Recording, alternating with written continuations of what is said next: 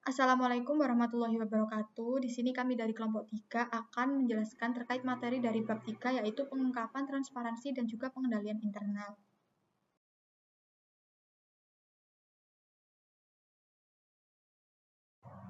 Perkenalkan, saya Salwa Nurmansyah Levia dengan NPM 24013010311. Di sini untuk yang pertama saya akan membahas terkait pengungkapan transparansi dan juga pengendalian internal. Jadi pengungkapan itu merupakan tindakan formal untuk merilis informasi, sedangkan transparansi itu merupakan kualitas yang membuat informasi tersebut itu mudah dipahami dan juga dapat diakses. Sementara pengendalian internal sendiri itu merupakan sistem saraf yang memastikan informasi itu yang dihasilkan dapat diandalkan, di mana transparansi ini tidak hanya tentang isi dari informasi tersebut, tetapi terkait juga dengan cara penyampaiannya dengan membuka proses pengambilan keputusan dan juga memanfaatkan teknologi digital untuk memperkuat komunikasi dengan para pemangku kepentingan. Namun, di sisi lain, transparansi itu juga bisa menjadi tidak bermakna dan juga beresiko apabila informasi yang disampaikan itu tidak akurat dan juga dimanipulasi. Oleh karena itu, pengendalian internal ini memegang peranan yang sangat penting dalam kebijakan dan juga prosedur untuk memberikan keyakinan atas keandalan pelaporan keuangan, efektivitas dan efisiensi operasional, serta kepatuhan terhadap peraturan, di mana kerangka COSO itu sistem pengendalian ini tuh dapat dianalisis melalui berbagai komponen, mulai dari komitmen pimpinan hingga aktivitas pengendalian operasional. Nah, pada bab ini itu kita akan membahas terkait peran GCG sebagai kerangka pengawasan dan juga mengarahkan penerapan transparansi dan pengendalian internal. Berikutnya, di sini saya akan membahas tentang konsep pengungkapan dan standar pelaporan, di mana pengungkapan sendiri merupakan dasar utama transparansi perusahaan dan juga elemen penting bagi berfungsinya pasar modal secara efisien, di mana terdapat dua jenis utama pengungkapan, yaitu yang pertama ada pengungkapan wajib. Pengungkapan wajib sendiri yaitu informasi yang harus disampaikan sesuai dengan peraturan regulator seperti OJK, Otoritas Jasa Keuangan. Kemudian yang kedua itu ada pengungkapan sukarela atau informasi tambahan di luar ketentuan hukum. Pengungkapan sukarela ini itu dilakukan untuk menunjukkan kualitas dan juga transparansi perusahaan guna meningkatkan reputasi serta menurunkan biaya modal. Di mana konsep pengungkapan ini dan standar pelaporan itu tentang membangun kepercayaan dengan menyediakan informasi yang andal dan juga relevan kepada publik. Perusahaan itu dapat menunjukkan komitmennya terhadap akuntabilitas yang transparansi dan juga merupakan landasan dari sistem tata kelola korporat yang sehat. Untuk yang selanjutnya yaitu terkait tujuan dari pengungkapan dalam laporan keuangan, di mana terdapat tujuan utama dari pengungkapan dalam laporan keuangan ini adalah untuk menyediakan informasi yang bermanfaat bagi berbagai pengguna dalam membuat keputusan ekonomi. Nah, untuk mencapai tujuan ini, pengungkapan itu dibagi menjadi beberapa subbab yang lebih spesifik. Nah, yang pertama itu terkait pengungkapan ini bertujuan untuk memberikan gambaran mengenai posisi keuangan, kinerja keuangan, dan juga arus kas entitas. Yang kedua yaitu pengungkapan bertujuan untuk membantu pengguna dalam memprediksi arus kas masa depan perusahaan. Yang ketiga, terkait pengungkapan itu berfungsi sebagai mekanisme akuntabilitas atau pertanggungjawaban. Dan yang keempat, pengungkapan ini bertujuan untuk mengurangi asimetri informasi antara manajemen dan juga investor. Yang terakhir, kelima, pengungkapan itu juga bertujuan untuk memastikan kepatuhan terhadap regulasi. Jadi dapat disimpulkan secara ringkas, tujuan dari pengungkapan itu bersifat multifaset. Dia tidak hanya menyajikan data historisnya, tetapi juga menyediakan dasar untuk prediksi masa depan, bertindak sebagai alat pertanggungjawaban, mengurangi kesenjangan informasi di pasar, dan memenuhi kewajiban hukum. Pencapaian tujuan-tujuan ini itu juga secara efektif adalah merupakan bentuk dari prasyarat bagi terciptanya pasar modal yang sehat dan transparan maupun efisien. Assalamualaikum warahmatullahi wabarakatuh. Sebelumnya, perkenalkan nama saya Zafira Zara Mufidatul Ilma dengan NPM 24013010314. Pada kesempatan kali ini, saya akan menjelaskan terkait prinsip fair disclosure. Prinsip fair disclosure ini atau pengungkapan adil ini adalah sebuah konsep tata kelola korporat yang fundamental yang bertujuan untuk memberantas praktik pengungkapan selektif dan memastikan bahwa semua investor memiliki akses yang setara dan simultan terhadap informasi material perusahaan. Nah, sebelum adanya regulasi yang spesifik mengenai ini, itu adalah praktik yang umum bagi perusahaan untuk memberikan informasi penting seperti peringatan laba atau berita merger kepada kelompok kecil analisis keuangan atau investor institusional besar terlebih dahulu sebelum mengumumkannya kepada publik. Jadi praktik ini itu menciptakan lapangan bermain yang tidak adil, di mana insider dan investor pilihan dapat mengambil keuntungan dengan memperdagangkan saham berdasarkan informasi tersebut sebelum investor retail itu mengetahui. Jadi, untuk mengatasi masalah ini, banyak negara itu mengadopsi regulasi yang eh, mengkodi mengkodifikasi prinsip fair disclosure. Jadi di Amerika Serikat regulasi yang paling terkenal itu adalah Regulation Fair Disclosure yang diadopsi oleh Security and Exchange Commission pada tahun 2000 yang di mana di Indonesia prinsip serupa itu diatur dan dalam peraturan OJK nomor 31 PJOK 4 sekian tentang keterbukaan informasi atau fakta material oleh emiten atau perusahaan publik. Selanjutnya ada prinsip fair disclosure. Prinsip fair disclosure ini secara fundamental mengubah cara perusahaan berkomunikasi dengan pasar. Jadi di sini ada beberapa implikasi utamanya. Yang pertama ada larangan pengungkapan selektif. Jadi di sini perusahaan tidak lagi diizinkan untuk memberi bisikan atau estimasi laba kepada analisis favorit mereka atau mengadakan pertemuan tertutup dengan investor besar di mana informasi material baru diungkapkan. Nah, yang kedua ada penyebaran informasi secara luas. Nah, ketika informasi material diungkapkan, hal itu harus dilakukan melalui saluran yang dapat diakses oleh publik secara luas dan tidak eksklusif. Nah, metode ini itu yang diterima umumnya termaksud siaran pers yang didistribusikan melalui layanan berita, berita utama, terus pengajuan laporan ke otoritas pasar modal seperti keterbukaan informasi di situs web BEI atau webcast konversi pers yang terbuka untuk umum. Nah, yang ketiga di sini ada peningkatan disiplin komunikasi, di mana regulasi ini memaksa perusahaan untuk menjadi lebih disiplin dan berhati-hati dalam komunikasi mereka.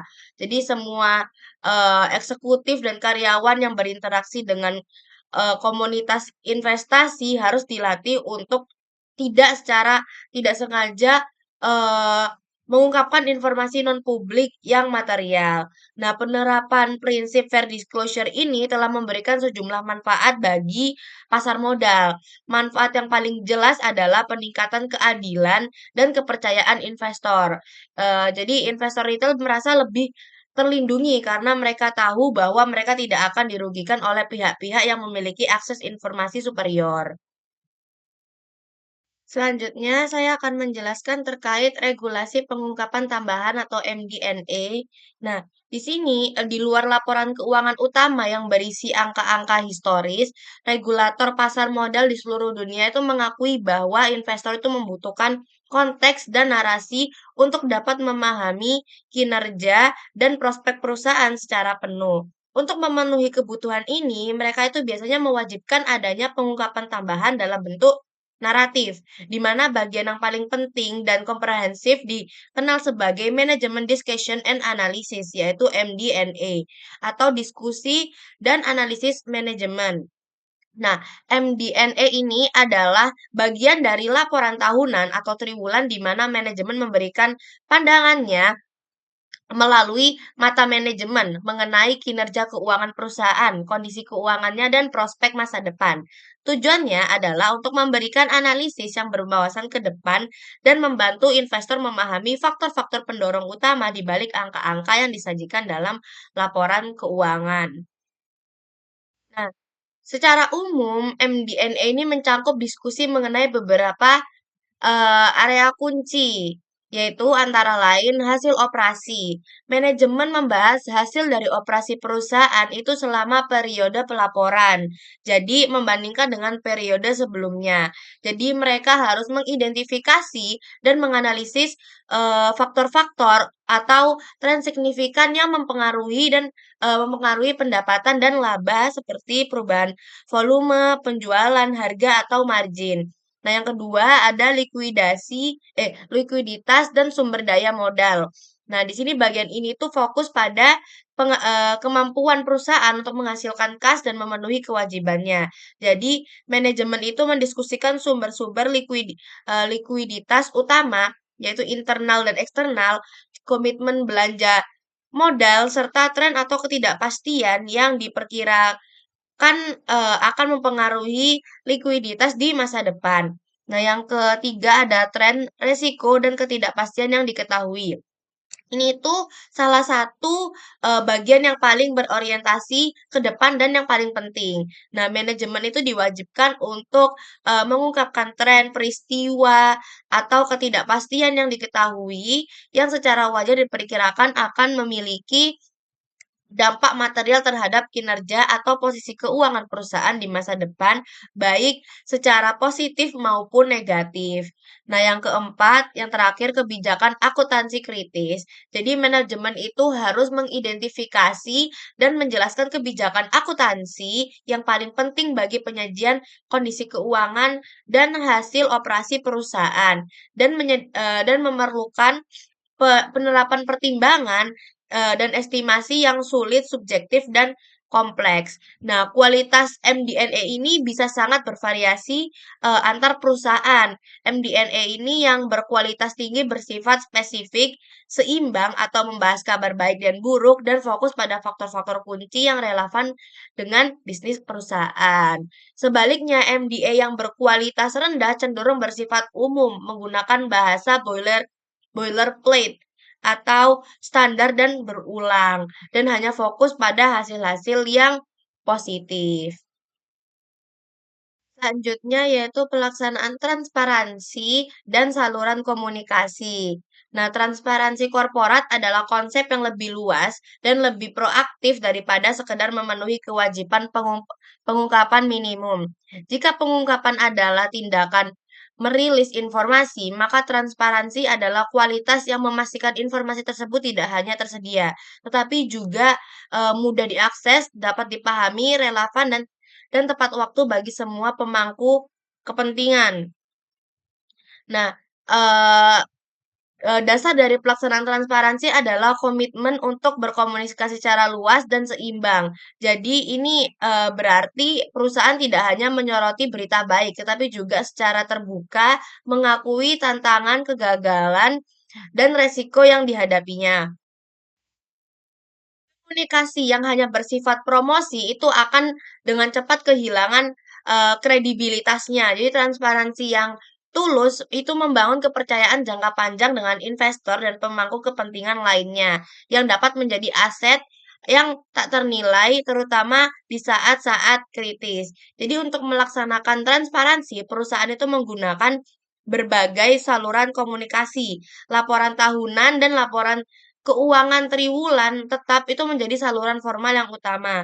Namun, perusahaan yang transparan itu meliputi mereka secara aktif menggunakan situs web, eh, hu- web hubungan investor atau investor relation website, mereka sebagai pusat informasi yang dinamis. Nah, situs web ini itu menyediakan akses mudah yang tidak hanya ke laporan keuangan, tetapi juga ke presentasi investor, transkrip panggilan konversi, siaran pers, profil dewan direksi, dan manajemen, serta dokumen tata kelola perusahaan seperti anggaran dasar dan piagam komite.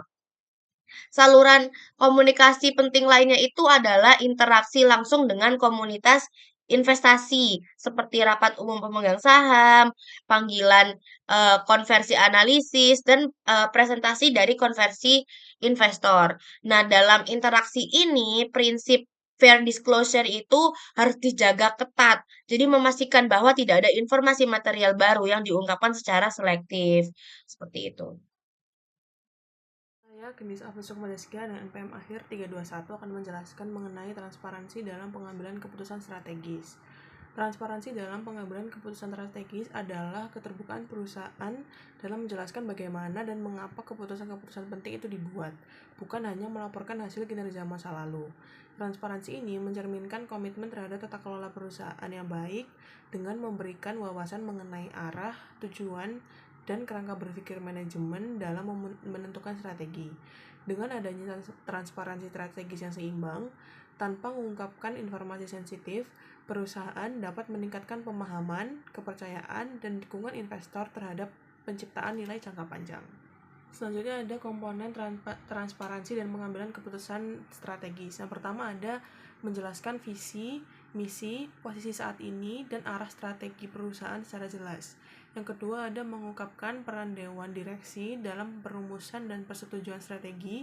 Yang ketiga ada menjelaskan kerangka alokasi modal seperti investasi, akuisisi, dividen, dan buyback. Yang keempat ada menunjukkan mekanisme pengawasan strategi seperti rapat strategis dan kompetensi dewan. Yang kelima ada menjaga keseimbangan transparansi dengan tidak mengungkapkan informasi strategis yang sensitif. Ada saluran komunikasi dengan stakeholders atau RUPS, yaitu Rapat Umum Pemegang Saham. RUPS merupakan forum formal tertinggi yang digunakan perusahaan untuk berkomunikasi dengan pemegang saham dan pemangku kepentingan. Dalam kerangka good corporate governance, RUPS berfungsi sebagai sarana transparansi, akuntabilitas, serta wadah bagi pemegang saham untuk menjalankan haknya, berinteraksi langsung dengan direksi dan dewan komisaris, serta meminta pertanggungjawaban atas kinerja dan kebijakan perusahaan. Fungsi utama RUPS dalam komunikasi dan tata kelola ada dua, yaitu yang pertama, RUPS menjadi forum pengambilan keputusan fundamental seperti persetujuan laporan tahunan, penggunaan laba, pembagian dividen, serta pengangkatan dan pemberhentian dewan. Melalui hak suara, pemegang saham berpartisipasi langsung dalam tata kelola perusahaan. Yang kedua ada RUPS menyediakan sesi tanya jawab yang memungkinkan pemegang saham, terutama investor individu, mengajukan pertanyaan secara langsung kepada manajemen dan dewan. Hal ini mencerminkan transparansi dan akuntabilitas secara real time. Selanjutnya, praktik terbaik pelaksanaan RUPS. Perusahaan harus menyampaikan pemberitahuan RPS lebih awal serta menyediakan materi agenda yang lengkap dan mudah dipahami agar pemegang saham dapat mengambil keputusan terinformasi.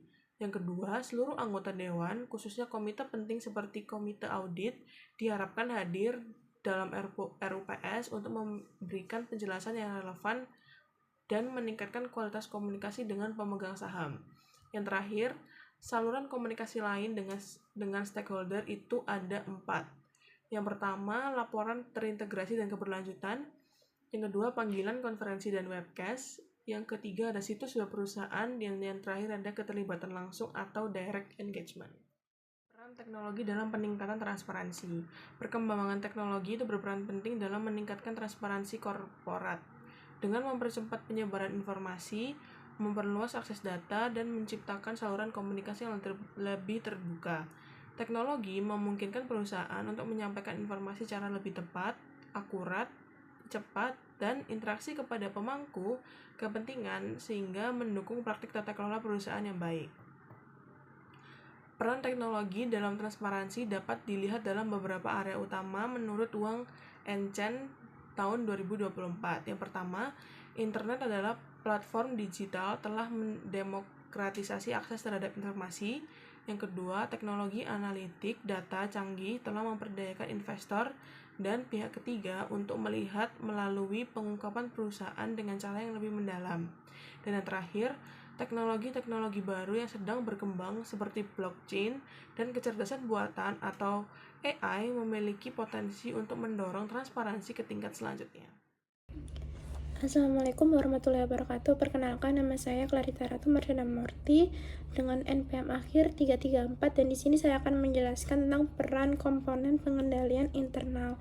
Nah, pengendalian internal ini merupakan sistem yang dirancang untuk memastikan operasi perusahaan berjalan efektif, laporan keuangan andal, serta perusahaan patuh terhadap hukum dan peraturan. Nah, tanpa sistem ini, manajemen tidak memiliki keyakinan memadai bahwa aset terlindungi dan informasi yang diterima itu akurat. Nah, kerangka yang paling banyak digunakan adalah kerangka Choso yang mendefinisikan pengendalian internal sebagai proses yang melibatkan dewan direksi, manajemen, dan seluruh personel untuk memberikan reasonable assurance terhadap pencapaian tujuan organisasi. Nah, menurut Choso 2013, pengendalian internal ini terdiri dari 5 komponen yang saling terintegrasi, yaitu lingkungan pengendalian, penilaian risiko, aktivitas pengendalian, informasi dan komunikasi, serta pemantauan. Nah, kelima komponen ini itu harus berjalan bersama agar sistem pengendalian internal ini efektif. Nah, intinya pengendalian internal membantu organisasi mencapai tujuannya dengan cara yang terkendali, transparan, dan berkelanjutan. Lalu yang selanjutnya saya akan menjelaskan tentang lingkungan pengendalian. Nah, lingkungan pengendalian ini merupakan fondasi dari seluruh sistem pengendalian internal. Komponen ini menetapkan tone at the top, yaitu sikap dan komitmen dewan direksi serta manajemen terhadap pentingnya pengendalian dan etika dalam organisasi. Nah, lingkungan pengendalian yang kuat menciptakan budaya integritas, di mana setiap individu ini memahami bahwa pengendalian internal adalah tanggung jawab bersama. Nah, sebaliknya, jika lingkungan pengendalian lemah, maka komponen pengendalian lainnya juga cenderung tidak efektif. Nah, menurut Choso 2013, terdapat 5 prinsip utama dalam lingkungan pengendalian, yaitu komitmen terhadap integritas dan nilai etika, independensi dan pengawasan dewan direksi, struktur dan pembagian wewenang yang jelas, komitmen terhadap kompetensi sumber daya manusia, serta penegakan akuntabilitas. Nah, oleh karena itu, penilaian terhadap lingkungan pengendalian ini menjadi langkah pertama dan paling krusial dalam menilai efektivitas sistem pengendalian internal secara keseluruhan. Lalu yang selanjutnya saya akan menjelaskan tentang aktivitas pengendalian. Nah, aktivitas pengendalian adalah tindakan yang ditetapkan melalui kebijakan dan prosedur untuk memastikan bahwa arahan manajemen dalam mitigasi resiko ini benar-benar dilaksanakan. Nah, pengendalian ini diterapkan di seluruh tingkat organisasi dan dapat bersifat preventif untuk mencegah kesalahan maupun detektif untuk menemukan kesalahan setelah terjadi. Nah, menurut Choso 2013, terdapat 3 prinsip utama dalam aktivitas pengendalian, yaitu pengembangan pengendalian berdasarkan resiko yang telah diidentifikasi, pengendalian umum atas teknologi untuk menjaga integritas sistem informasi, serta penerapan pengendalian melalui kebijakan dan prosedur yang dijalankan secara konsisten. Nah, contoh aktivitas pengendalian meliputi otorisasi transaksi, rekonsiliasi, verifikasi, pemisahan tugas, pengamanan fisik aset, dan tinjauan kinerja. Dalam praktiknya, organisasi ini juga harus mempertimbangkan analisis biaya dan manfaat agar pengendalian ini tetap efektif dan efisien. Dengan demikian, aktivitas pengendalian merupakan otot dari sistem pengendalian internal yang bekerja setiap hari untuk menjaga proses bisnis tetap berjalan sesuai dengan tujuan. Oke, kita masuk ke dalam bagian pemantauan. Pemantauan sendiri adalah proses untuk memastikan bahwa sistem pengendalian itu berjalan dengan semestinya dari waktu ke waktu. Dan kegiatan ini tuh terdiri dari 2 bentuk utama, yaitu yang pertama ada pemantauan berkelanjutan, yaitu pengawasan dilakukan secara rutin dalam kegiatan sehari-hari. Misalnya, manajer itu meninjau laporan kinerja, melakukan rekonsiliasi, atau sistem teknologi informasi yang otomatis mendeteksi transaksi tidak biasa.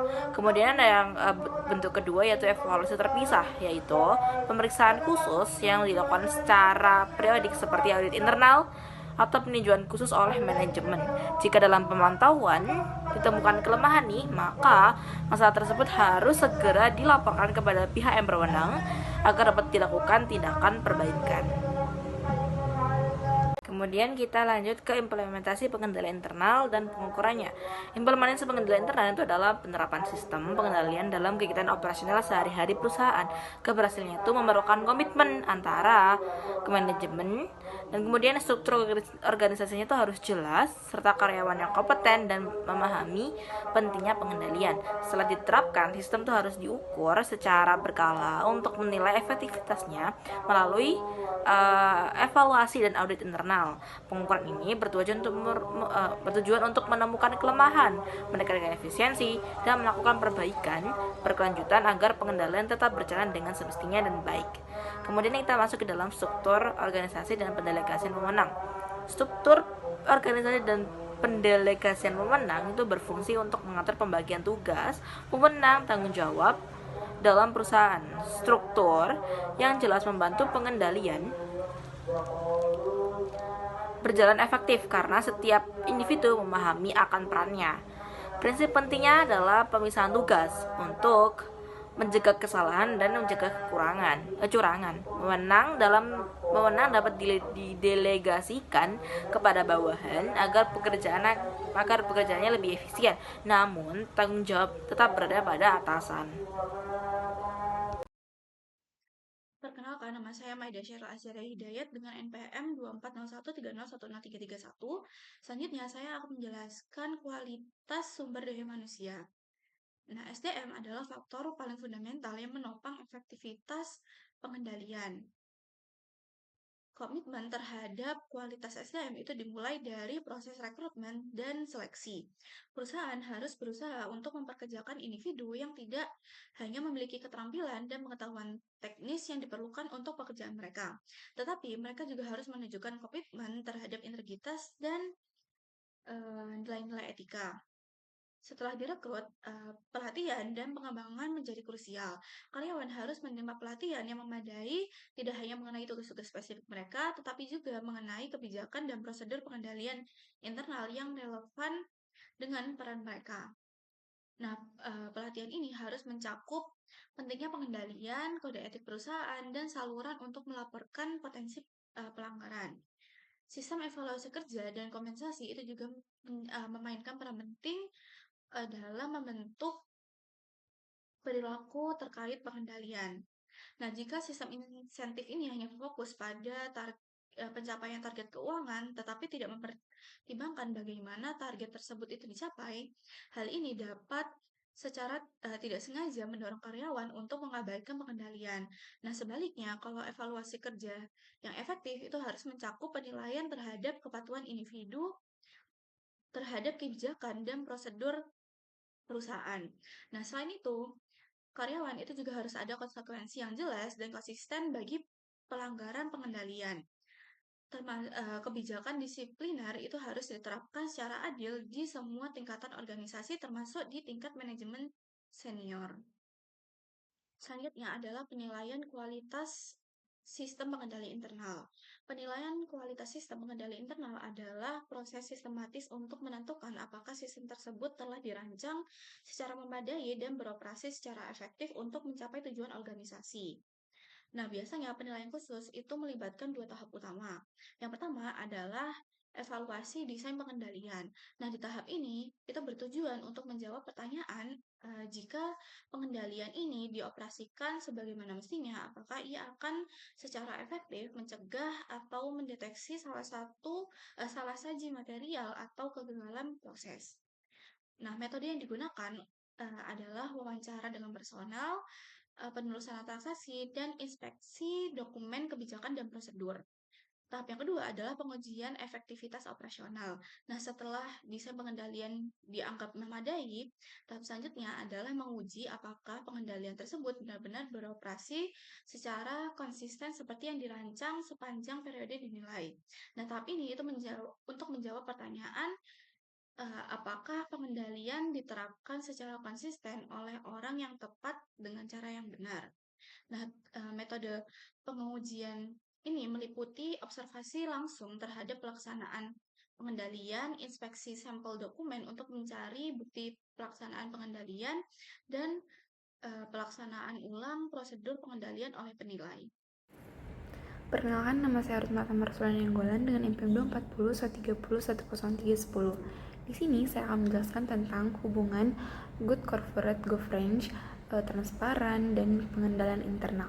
Jadi, GCG, transparansi, dan juga pengendalian internal ini tuh merupakan tiga konsep yang saling terintegrasi dan juga saling berkaitan satu sama lainnya. Ketiganya itu membentuk sistem akuntabilitas corporate agar lebih efektif, etis, dan juga efisien. Untuk puncak yang pertama yaitu puncak GCG, tata kelola korporat. Jadi, tata kelola korporat dalam GCG ini itu menjadikan payung pengawasan yang ditetapkan oleh Dewan Direksi dan juga Komite, serta menentukan strategi, selera risiko, integritas, dan juga akuntabilitas, dan juga menuntut adanya transparansi dan sistem pengendalian internal yang efektif. Yang kedua itu untuk tingkat tengah, yaitu transparansi, di mana transparansi itu merupakan hasil dari GCG dan pengendalian internal yang baik. Transparansi ini tuh berupa penyajian informasi keuangan yang akurat dan juga tepat waktu. Transparansi ini juga menjadikan indikator bagi investor dan publik bahwa tata kelola dalam pengendalian internal itu berjalan dengan efektif. Nah, untuk yang ketiga sebagai dasar piramidanya itu pengendalian internal. Jadi pengendalian internal ini tuh sebagai fondasi operasional yang memastikan strategi GCG ini tuh terlaksana dengan baik, serta menjamin keandalan data keuangan, perlindungan aset, dan juga kepatuhan hukum. Nah, tanpa pengendalian internal yang kuat, transparansi dan juga pengawasan GCG ini tuh tidak dapat berjalan dengan efektif. Selanjutnya itu peran good corporate governance sebagai payung pengawasan. Jadi GCG disebut sebagai payung pengawasan karena menjadi kerangka utama yang mengatur, mengendalikan, dan mengawasi seluruh aktivitas organisasi agar berjalan sesuai dengan prinsip transparansi, akuntabilitas, tanggung jawab, independensi, dan juga kewajaran. GCG ini tuh memastikan bahwa manajemen tidak hanya mengejar keuntungan, tetapi juga mematuhi aturan, melindungi kepentingan pemangku kepentingan atau stakeholder, serta mencegah terjadinya penyimpangan seperti fraud, konflik kepentingan, dan juga penyalahgunaan wewenang. Nah, selanjutnya untuk peran utama dari GCG dalam pengawasan itu, yang pertama adalah mengawasi efektivitas pengendalian internal, yang kedua menetapkan kebijakan transparansi dan pengungkapan informasi, dan yang ketiga itu menciptakan budaya integritas dan juga etika organisasi yang sesuai dengan peraturan yang telah berlaku. Selanjutnya, saya akan menjelaskan tentang transparansi sebagai indikator kualitas GCG. Transparansi merupakan indikator utama dalam menilai kualitas good corporate governance atau GCG. Perusahaan dengan tata kelola yang baik cenderung terbuka dalam mengungkapkan informasi, sedangkan kurangnya transparansi menjadi tanda potensi masalah internal. Kualitas transparansi dinilai tidak hanya dari kepatuhan pada pengungkapan wajib, tapi juga dari pengungkapan sukarela, kejelasan informasi, serta ketepatan waktu pelaporan. Laporan yang jelas, lengkap, dan tepat waktu mencerminkan sistem pengawasan dan manajemen risiko yang efektif bagi investor dan lembaga pemerintah. Nah, transparansi menjadi dasar penting dalam menilai kinerja GCG. Oleh karena itu, transparansi bukan sekedar kewajiban formal, melainkan bukti nyata komitmen perusahaan terhadap akuntabilitas dan perlindungan pemegang saham. Selanjutnya, yang terakhir yaitu pengendalian internal sebagai mekanisme operasional GCG. Pengendalian internal adalah mekanisme operasional yang memastikan prinsip Good Corporate Governance atau GCG yang diterapkan dalam kegiatan sehari-hari perusahaan. Sistem ini membantu Dewan Direksi mengawasi keandalan laporan keuangan dan pengelolaan risiko melalui prosedur seperti otorisasi, rekonsiliasi, dan pemisahan tugas. Pengendalian internal juga mendukung akuntabilitas, kepatuhan, dan transparansi dengan menjamin informasi yang akan disajikan dengan akurat dan telah diverifikasi. Kelemahan dalam sistem ini yaitu sering menjadi penyebab utama kegagalan tata kelola. Oleh karena itu, pengendalian internal merupakan fondasi penting bagi efektivitas GCG. Itu adalah presentasi yang dapat kami sampaikan. Bila ada kesalahan kata, mohon dimaafkan.